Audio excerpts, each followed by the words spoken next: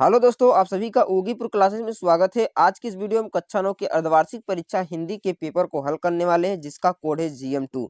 इस पेपर का पहला पेज देख सकते हैं, इसका क्वालिटी थोड़ा कम है और नीचे के पेपर का क्वालिटी अच्छा है। तो हम पहले इसको बता दे रहे हैं, आपको अगर अच्छा नहीं दिख रहा है तो अपनी क्वालिटी को आप बढ़ा सकते हैं, या तो मैं आपको बता दे रहा हूँ सभी क्वेश्चन को। यहाँ पर देख सकते हैं, पहला क्वेश्चन दिया है कि भारतेंदु युग के निबंधकार हैं। तो भारतेंदु युग के निबंधकार आपको बताना है। तो भारतेंदु युग को जो निबंधकार हैं बालकृष्ण भट्ट हैं। उसके बाद दूसरा क्वेश्चन दिया है कि आज सोजमुई में कौन सी कली है। तो आपको यहाँ पर लाल यानी कौन सी कली है, तो यहाँ लाल लिखेंगे। उसके बाद अगला है कि प्रेम की दीवानी मीरा किसके रूप में सौंदर्य प्रमुख थी। तो कृष्ण के, किसके? कृष्ण के रूप में। उसके बाद है कि कबीरदास के गुरु का क्या नाम था। तो कबीरदास के गुरु का नाम था रामानंद। क्या था? रामानंद। उसके बाद कहा कि प्रेमचंद का जन्म कहाँ हुआ था। तो इनका जन्म बारामती में हुआ था। उसके बाद कहा कि निम्न में से निराला की रचना कौन है। निराला की रचना है अणिमा। कौन सी रचना है? अणिमा। उसके बाद कहा कि पन्ना का पुत्र कौन था। पन्ना के पुत्र का क्या नाम था। तो पन्ना के पुत्र का नाम चंदन था। उसके बाद कहा कि अलंकार कितने प्रकार के होते हैं। अलंकार दो प्रकार के होते हैं, शब्द अलंकार और अर्थालंकार। उसके बाद यहाँ पर देख सकते हैं दूसरे 9वां क्वेश्चन दिया हुआ है कि दोहे के कितने चरण होते हैं। तो आप जानते हैं दोहे के कुल 4 चरण होते हैं।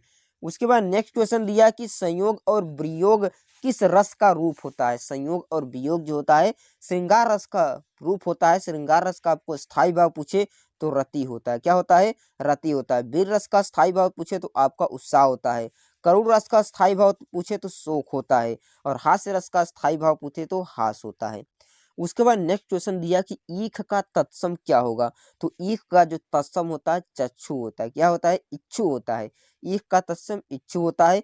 पत्र का जो पत्ता का होता है पत्र, और चक्षु का होता है आँख। उसके बाद अगला है कि आय का विलोम क्या होता है। आय का विलोम होता है व्यय, यानी आय मतलब आना चाहिए, व्यय माने व्यय होना, खर्च होना। उसके बाद नेक्स्ट क्वेश्चन दिया है कि आँख का पर्यायवाची क्या होगा। आँख का पर्यायवाची होता है दृग लोचन। यहाँ पर दिया है लोचन। क्या हो जाएगा? लोचन। ऑप्शन नंबर बी बिल्कुल राइट हो जाएगा। उसके बाद 14 नंबर क्वेश्चन दिया है कि निम्न में से शुद्ध वर्तनी वाला शब्द कौन सा है, यानी शुद्ध कौन सा है। सामर्थ्य, सामर्थ्य, सामर्थ्य, सामर्थ्य। तो ऑप्शन नंबर सी बिल्कुल सही हो जाएगा। सामर्थ्य इसका एकदम सही हो जाएगा। इसको कहते हैं सामर्थ्य। सामर्थ्य ऐसे लिखा जाता है, ये शुद्ध वर्तनी है। उसके बाद कहा कि अस्थि का तद्भव क्या होगा। अस्थि को कहते हैं बोन को, यानी हड्डी को। तो अस्थि का हो जाएगा हड्डी। तो ऑप्शन नंबर बी बिल्कुल राइट उत्तर हो जाएगा। उसके बाद 16 नंबर क्वेश्चन दिया कि आदि काल को किस नाम से जाना जाता है। तो आदि काल को वीर गाथा काल के नाम से जाना जाता है। हजारी प्रसाद द्विवेदी द्वारा वीर गाथा काल कहा गया, तो वीर गाथा काल के नाम से जाना जाता है। उसके बाद कहा कि महर्षि, महर्षि, महर्षि को होते हैं महर्षि, महर्षि, महर्षि, महर्षि हो जाएगा महाधन ऋषि। ऑप्शन नंबर सी बिल्कुल राइट उत्तर हो जाएगा। उसके बाद 18 नंबर क्वेश्चन दिया कि संस्कृत के कितने वचन होते हैं। तो आप सभी जानते हैं कि संस्कृत के कुल 3 वचन होते हैं। कितने वचन? 3 वचन होते हैं। नेक्स्ट क्वेश्चन 19 दिया पत्र लेखन की आपको शैली बताना है।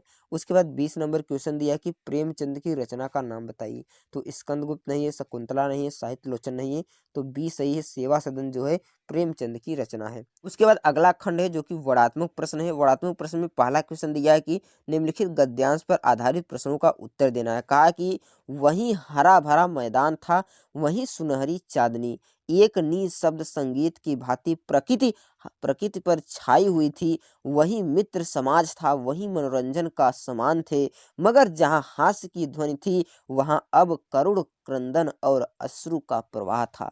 कहा है कि चांदनी कहाँ थी, कैसी छाई हुई थी, और कहा है कि किस वर्षगांठ को मनाई जाती है, किसकी वर्षगांठ मनाई जा रही है। तो आपको अपने बुक से पढ़ना है। उसका पहले संदर्भ सहित की व्याख्या करना है, संदर्भ लिखना है। संदर्भ क्या होता है? संदर्भ आप लिखेंगे कि किस पाठ से लिया गया है और इसके लेखक कौन है, इसको संदर्भ कहेंगे। लिखेंगे दिस, लिखेंगे प्रस्तुत गद्यांश जो है जिस पाठ से लिया गया उसके लेखक का नाम ये है, आप ये लिख देंगे।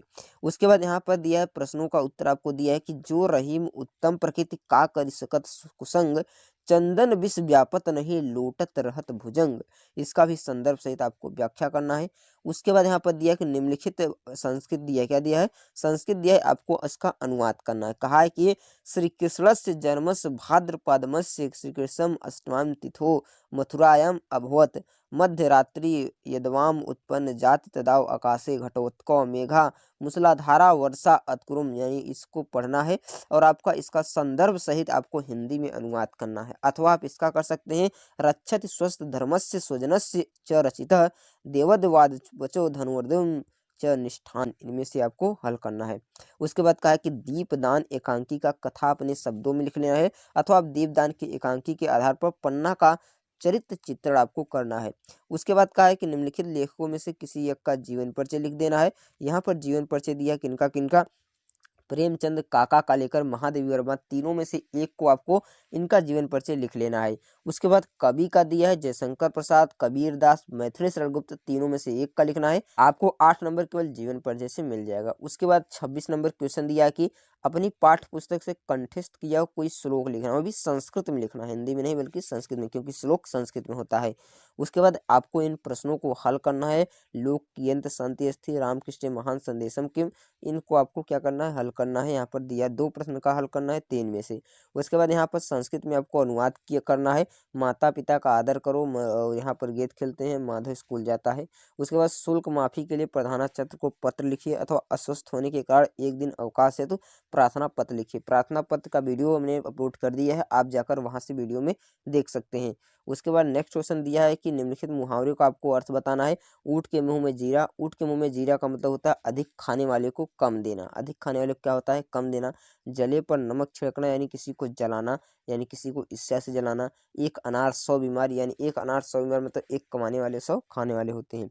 ये होता है आपका कक्षा 9 का अर्धवार्षिक पेपर, जिसका कोड है GM2। कौन सा कोड है, GM02। अगर आपके पेपर का कोड यही रहता है तो यही पेपर सेम आएगा। अगर कोड थोड़ा सा भी चेंज होता है तो पेपर इसी के आधार पर ऐसे ही क्वेश्चन पूछे जाते हैं और इसी में से भी क्वेश्चन आ सकते हैं।